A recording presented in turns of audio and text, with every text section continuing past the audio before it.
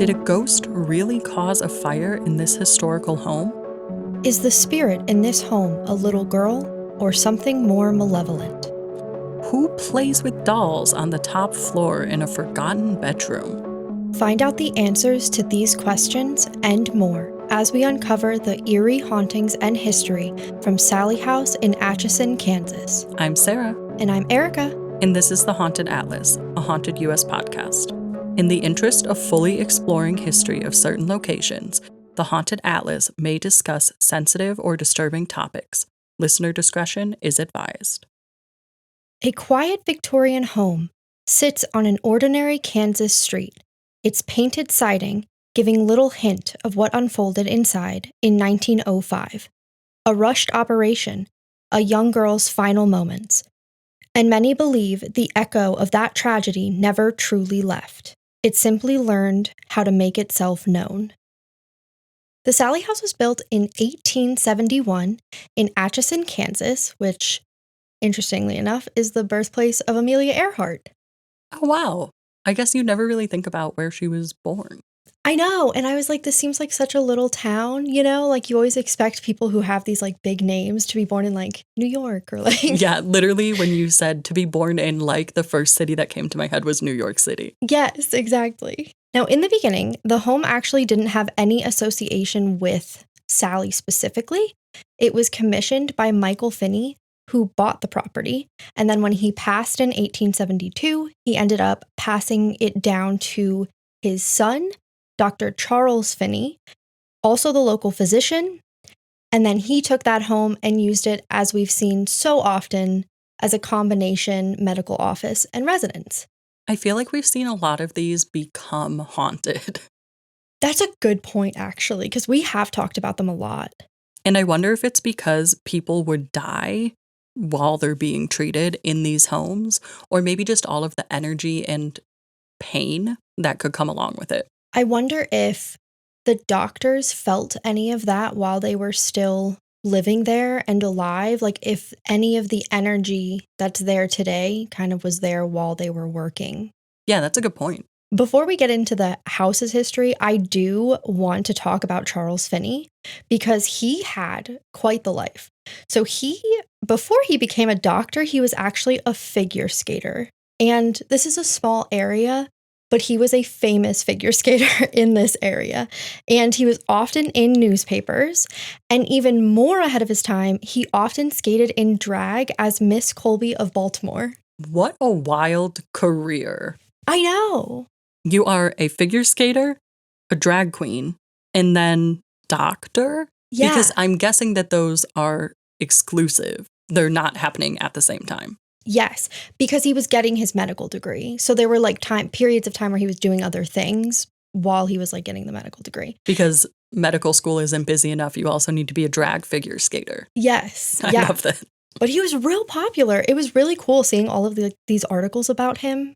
He was also in the newspapers because he got into a fight with W.S. Anderson. So like flip of the switch, totally different, but in the newspaper again.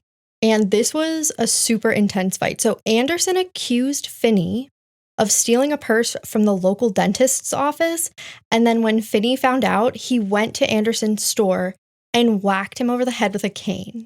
This sounds like you typed in to AI, please write a ridiculous story on the history of the Sallie House. I'm not going to lie. This does not sound real. Well, and it's, you know what? It's Charles Finney before the Sallie House, genuinely. Like, this is just him and his historical life. But it was so interesting that I was like, we have to get into this. Yes. And so no charges were actually pressed during the situation, though, because during the encounter, Anderson's father took out his revolver, and drawing a deadly weapon at this time was a crime. And so Anderson didn't want his father to be charged. So this man just got whacked over the head with a cane and no charges were pressed. That seems unrealistic to have it be a crime to draw a deadly weapon, especially in a case like this where it could be in defense. But I guess who knows what the laws were back in the late 1800s. Just like the first situation where, Finney was accused of stealing this purse and no one really had any evidence for what was true or what was not. I think like Anderson was thinking that it was the same with this situation where there wasn't enough evidence and it's possible that his father would have been charged. So yeah, just a crazy situation. Yeah, better to let it go. I mean, you don't have DNA matching back in the 1800s. Yes, exactly. And then finally, after Finney's medical career, in Atchison, he became the mayor in 1913. Again, crazy twist. This still sounds fake, but I'm with you. It does, okay? But even crazier, here we go. He was forced to step down in 1916 because he was caught selling alcohol at the local Eagles Lodge, which is basically a social club. And they're still around today, interestingly enough. I would love to read an autobiography by this man. Like, How did he reach every additional stage of his life? What makes you, especially at this time, want to be a drag figure skater, then think, I don't know, what should I do? Run for mayor? Yeah. And then win. Yes. It's wild. And it's crazy to me because he must have been trusted as the physician, and that's how he kind of became known enough to become the mayor. And then 3 years later was asked to step down. I think it makes sense, though, that he was selling alcohol as a physician because I know like pharmacists and physicians would have special permitting to get ethanol. That's true. It would make sense then that he was able to sell alcohol. Yes. So overall, his life was super interesting, and I was kind of excited to talk about it. But less exciting than the facts about his life are the events that tied the home to the association with Sallie. So if you remember in the beginning, it was just a regular home. Michael Finney had purchased it, no relation with Sallie. An incident occurred in 1905 and was just a very sad tragedy all around. Dr. Finney is called to treat a young girl named Sallie in an emergency situation where she's experiencing severe stomach pain.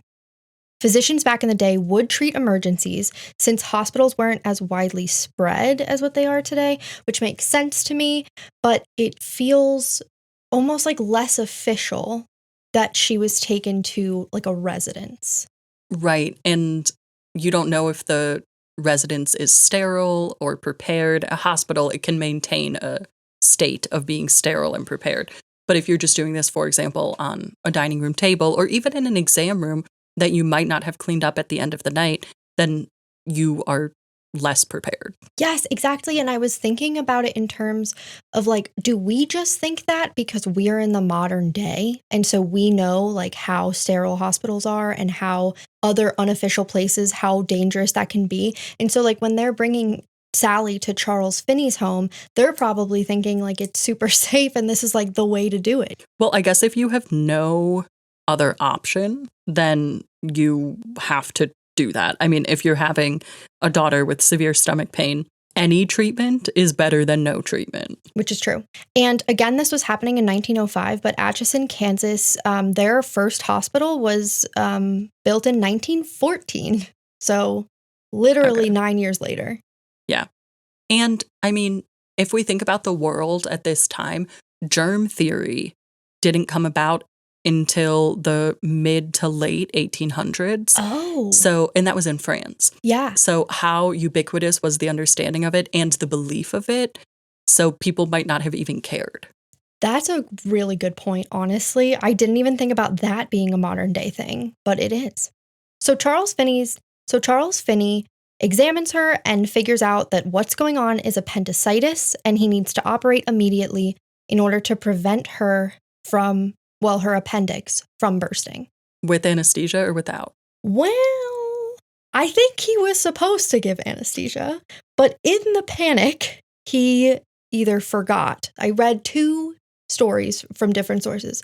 He either forgot the anesthesia completely, or he did give her anesthesia, but he didn't wait for it to set in. And so either way, she unfortunately passed away on the table due to shock. Wow. That's a shame. Yeah. Yeah, because especially, again, at this time, it's like he was doing the best that he possibly could. But I can't imagine forgetting anesthesia now. This event, again, just to reiterate, happened in 1905, but the first reports of the intense hauntings only came in 1992. So we're talking like 90 years, basically. That's really interesting. I wonder why something would lay dormant for that long. So there were multiple tenants in between 1905 and 1992, but I didn't see any reports online, and I'm just wondering if they did experience things, but they just didn't report them, or like, I don't know, because I agree with you. How could something lay dormant for that long? Yeah, I wonder if someone isn't open to the idea of a haunting, if they wouldn't report it because they would rationalize it away in their head. Even just to minimize the fear. I think sometimes we think of the paranormal as only being scary. I know I've mentioned this before, where when you start to really get into it, you realize that these are just people who lived, and a lot of the paranormal things that you experience can be positive. But in cases like this, I fully understand why fear might allow someone to be like, nope, this isn't happening. I'm just going to deny it. Absolutely. So in 1992, Tony and Debra Pickman moved into the home, and they were expecting their first child. I don't want to get into any of the details of their stay there because obviously that is, your territory, but I will say that things were so bad for them in that house, they moved out after only 22 months. Which is crazy, especially when you have an infant. Yes, exactly. Honestly, Sarah, I didn't even think about that. But yeah, trying to move an infant must have been so difficult. Yeah. The Sallie House right now is actually owned by the city of Atchison, and since 2022 is now open for paranormal tours and overnight stays. But there are actually a ton of rules, and I know we haven't gotten to the hauntings yet, but I did want to go over some of the rules because they're just so crazy to me that they have set these for anyone who stays overnight. So no Ouija boards or seances, which I think that one makes sense. Mm-hmm. No going into the basement at all, and no cleansing the house to try to get rid of the spirits. So I've seen no Ouija boards before at haunted locations. Think I've seen no trying to cleanse the house. No. And no going in the basement is definitely interesting. I agree, because when you think about doing paranormal investigations, in my head, you have access to basically everything. And it's like your choice if you want to go into the basement, or your choice if you want to go upstairs, or etc. So to have an entire part of the house be blocked off is really interesting. For those interested in real estate, I did look at the Zillow listing for the house because I was super curious to see when it had been sold, over the course of its history. So more recently, it went on the market in February 2016 for $1 million. That's a lot of money. That's a lot of money for a haunted house. Yes. It dropped in price in April 2016 to $750K. That's a pretty big drop for 2 months on the market. And then in August, it dropped to $500K. Whoa. And then the listing was removed in November.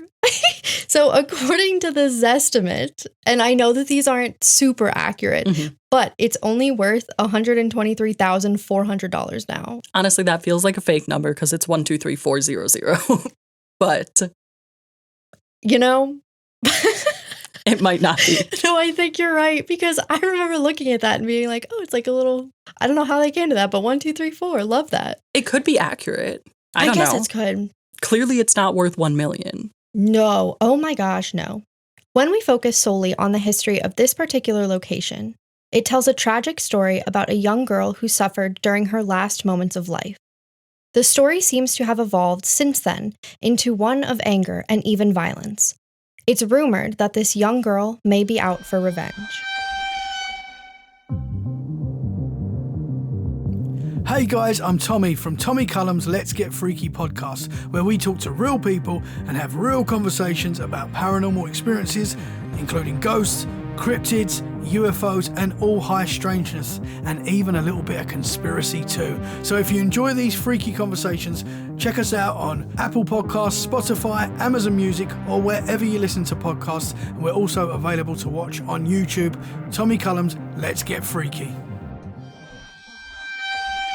Given the association with tragedy, it's not surprising that some spirits still feel strongly about the Sallie House. The most commonly discussed hauntings here are from the 1990s when the Pickmans lived here. As previously mentioned, they only lived here for 22 months. So It was significant enough to make them leave while they had a young child. I know that the housing prices back then were not as bad as they are today. But, thinking about people buying a house and then having to leave it after 22 months is crazy to me. And when I bought my house, I used a PHFA loan, which, if those don't know what it is, it's like a first-time home buyer's loan. And I can't leave my house for 3 years. And if I bought this house, I would be screwed. Oh my gosh, I didn't think about that. What are you going to do? Live in a haunted house or break your loan? Yeah. Yeah. Well, they didn't think that they were going to have to leave necessarily, because in the beginning, they actually said they didn't mind the hauntings. They even noted that some of the hauntings felt playful to them. These were things like objects moving around on their own, some strange noises in the room where Sallie had died. But this all changed when Sallie began to show herself. Oh, wow. Okay, so at first it was just little things around the house, and then, man, I can't imagine how scary that would be for it to turn. Yeah, there are some theories with hauntings that they can build on fear and negativity, kind of like preying on that. Or not even necessarily the negativity, but there is a thought that the more energy you give towards it, the more prevalent it will become. So even if it's a positive haunting, just giving it any mind can, in some people's opinion, increase the haunting. I wouldn't think, even with that statement, I wouldn't think that someone experiencing a positive paranormal encounter would have it flip then.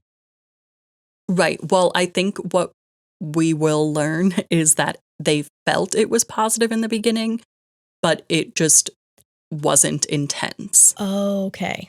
Yeah, I think it was not negative, not positive, perhaps just neutral, but then it built in intensity.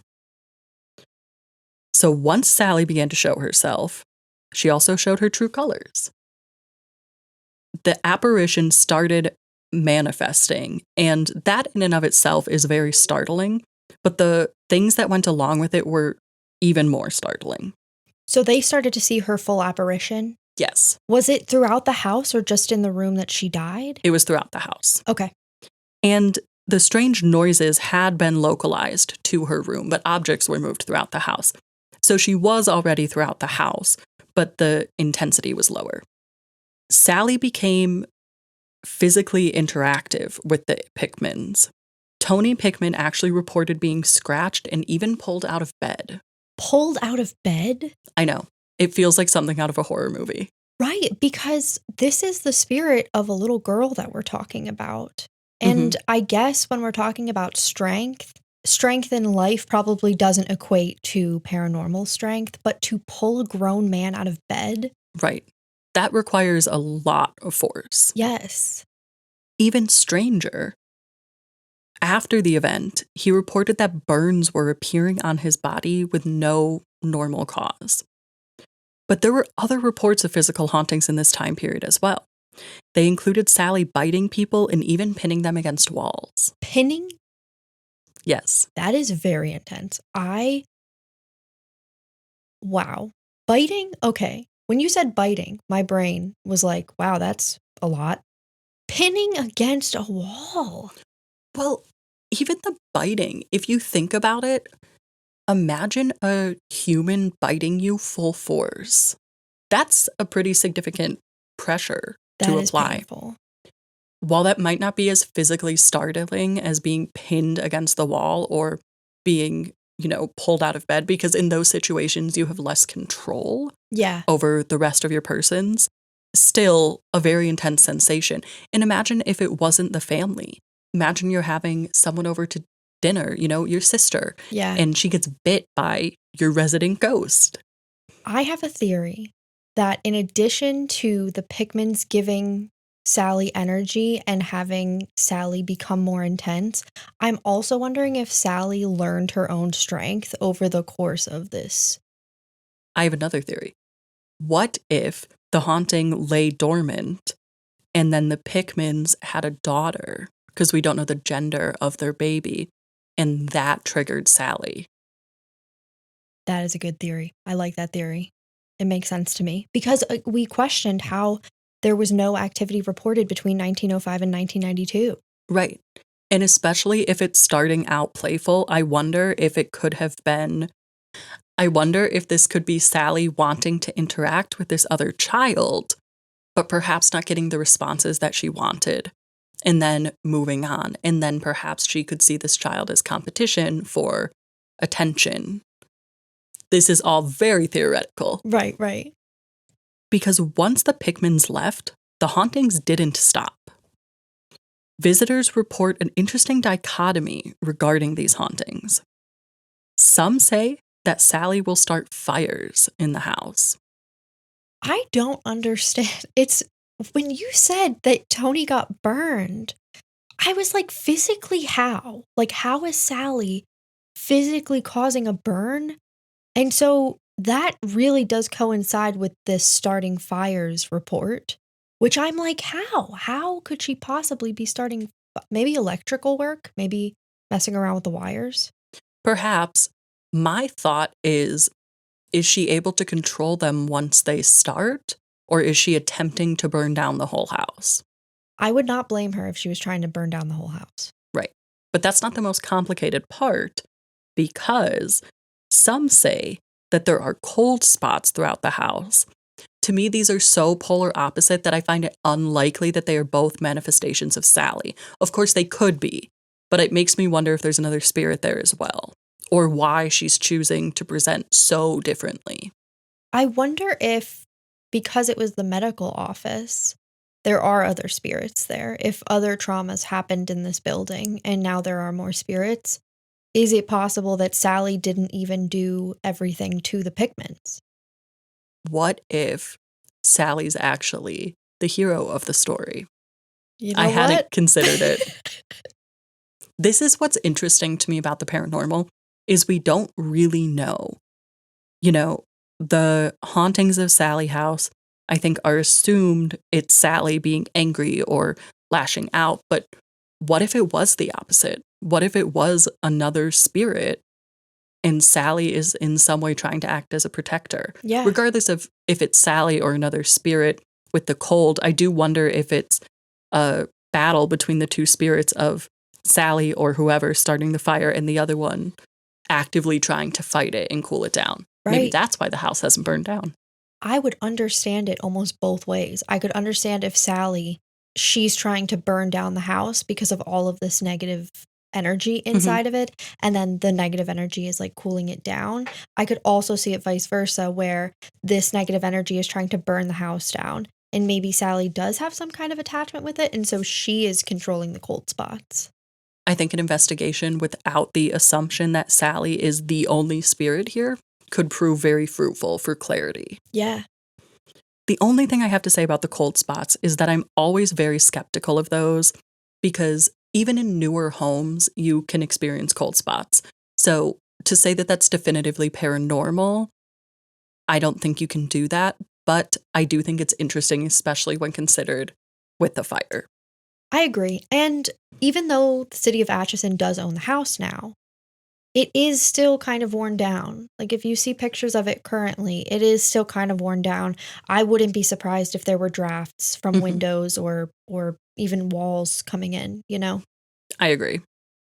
Although the hauntings were only reported after the Pickmans moved in, there were some strange claims, and this was that kids had imaginary friends often. Now, kids do have imaginary friends. That is something that happens. But the fact that many children that were here had reported imaginary friends makes me wonder if Sallie is trying to connect with kids. Many say that Sallie is definitely not gone, because many visitors report the sound of footsteps in the upstairs hallway that seem to be hers. Some say it sounds as if she's skipping around, which honestly could support our theory that she wants to play. Yes. Additionally, there are toys and dolls that have been left in her room that are said to move on their own. Another thing that supports our theory, I think. Yes. I cannot think of a reason they would be moved, realistically, given that Sallie was a child, other than she's playing with them. Yeah, agreed. There are claims that Sallie might not be alone. And this is because investigators have said that they hear adult disembodied voices. So this does give credit to the claim that it could be two conflicting forces here. Yes. But who is the question? That's a good question. When you said adult, for some reason I wasn't expecting it to be an adult. But if we're going with a theory that the doctor's office and like trauma in that doctor's office has caused some spirits to be here, that does make sense. Yeah, or I wonder even if the doctor is emotionally tied there. Oh. And he is a conflicting force with her because they would have had conflict in real life. I think that would make a lot of sense. I could almost think of the doctor trying to burn the house down because maybe he feels guilt about what happened with Sallie. Or other way again, Sallie wants to burn the house down because of what happened and he's creating these cold spots because it was his residence. Yeah, I wonder if Sallie thinks, you did this procedure on me without anesthesia. I don't want anyone else to go through that. I'm just going to burn down the house. And he's like, wait, this is my livelihood. Yeah. Another claim is that there is knocking throughout the house, a favorite of yours, and the sound of doors slamming.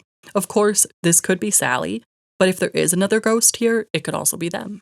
Yes, and I honestly, even more than the knocking, I don't think I like the door slamming. If we were ever here for an investigation, which I am personally not interested in, but if we ever were and a door slammed, I would jump so high, I would probably run out of the house, I think, honestly. Yeah, I wonder if the knocking and door slamming is just an attention grab. I don't think that there's anything, if it is Sallie and the doctor, that they would be doing that correlates to their life. Yeah. What you said earlier about the electrical fires resonated with me because another thing that is reported is electrical abnormalities. Oh, okay, so that could be how the fires are starting. It could be. There are things like batteries draining quickly or equipment failing, but there are also still claims of physical touching, like being touched or scratched.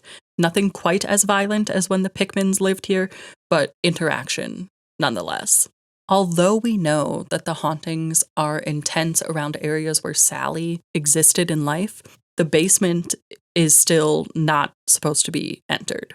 Right. And the reason behind that is because they found pentagrams down there and allegedly satanic rituals and worship, with allegedly the goal of summoning something. And with a location that has such an intensity of hauntings, they just want to stay away from anything that could contribute to it or, I think, cause any speculation or issues. That's my opinion. That's not written anywhere. That's why they don't want you in the basement. I personally would not want to go regardless of the basement. Yeah, no thank you. It would just be so scary to me to hear a door slam or, yeah, I would be so jumpy. Whenever I go to get on an elevator at work and there's another person in there, I jump. So I'm just saying this might not be the place for me. If you were brave enough to enter the Sallie House, we would love to hear your stories. You can email the team at hauntedus.com and include Haunted Atlas, Sallie House in the subject, or find us on social media at HauntedUS. Tune in to our next episode to see where we drop the pin on our adventure across the Haunted US.